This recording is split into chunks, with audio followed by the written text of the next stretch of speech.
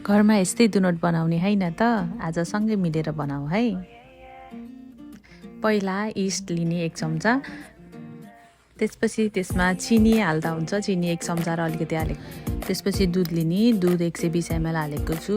यसलाई एकछिन घोल्न राखिदिनुपर्छ, घोलेर फुल्छ। अनि त्यसपछि मैले पिठोको लागि तयारी गर्दैछु। पिठोको लागि चाहिँ मैले 200 ग्राम मैदाको पिठो लिएको छु। त्यसमा हल्का नुन पनि हाल्नुपर्छ।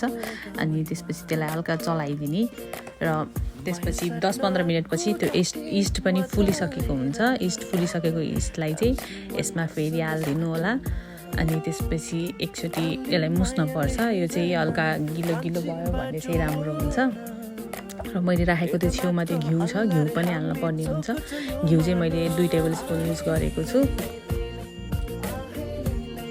यसलाई मजाले मोडिसकेपछि चाहिँ त्यहाँ बाँकी रहेको कचौराको घिउ हल्का लगाइदिएर अनि त्यसपछि यसलाई ढाकेर 1 घन्टा जतिको लागि चाहिँ यसलाई छोडिदिनुपर्छ।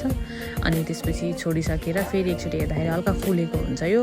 अनि फुलिसकेपछि फेरि यसलाई मजाले एकचोटि चलाएर डोनटको सेप चाहिँ मैले आफै दिएको छु। अब हजुरहरूले चाहिँ बोतलको बिर्कोले युज गरेर सानो पनि बनाउन सक्नुहुन्छ। मैले चाहिँ हल्का ठुल्ठुलो नै बनाएको छु। यो पनि मेरो फर्स्ट टाइम ट्राई गरेको भएर अलि ठुल्ठुलो नै भएको छ। मैले चाहिँ 2 जनाको लागि भनेर 5वटा जति मात्रै बनाएको छु, धेरै बनाएको छुइनँ। अनि तेललाई मजाले तताएर त्यसपछि त्यसमा तेलमा हालिदिन सक्नुहुन्छ दुनोट। अनि यो हुन्जेलसम्म यसको चाहिँ पर साइड 2-2 मिनट पकाउनु पर्ने हुन्छ। मैले चाहिँ ग्यास ठुलो पारेको भएर हल्का डढेछ फर्स्टमा चाहिँ, तर एकदमै सफ्ट भएर निस्केको छ दुनोट चाहिँ।